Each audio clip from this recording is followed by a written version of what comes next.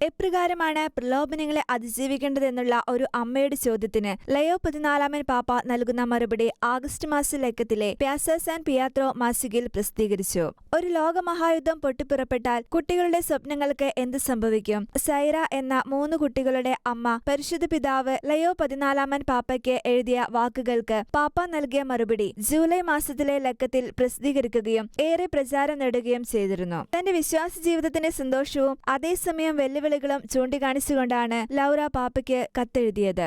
ഭർത്താവും 3 പെൺകുട്ടികളും അടങ്ങുന്ന ഒരു കുടുംബത്തിന്റെ മാതാവാണ് താനെന്നും കുട്ടികളെ എല്ലാ ദിവസവും പ്രാർത്ഥിക്കുവാനും വചനം വായിക്കുവാനും സഹായിച്ചുകൊണ്ട് വിശ്വാസത്തിൽ പരിപോഷിപ്പിക്കുവാൻ സാധിക്കാറുണ്ടെന്നും ലൗറ തന്റെ എഴുത്തിൽ കുറിക്കുന്നു.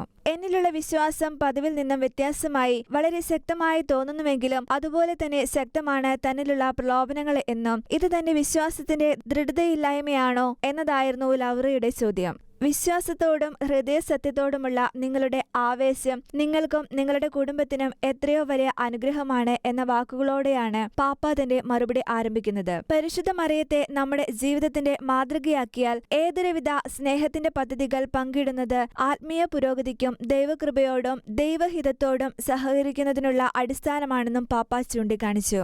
ഷെക്കേന ന്യൂസ്.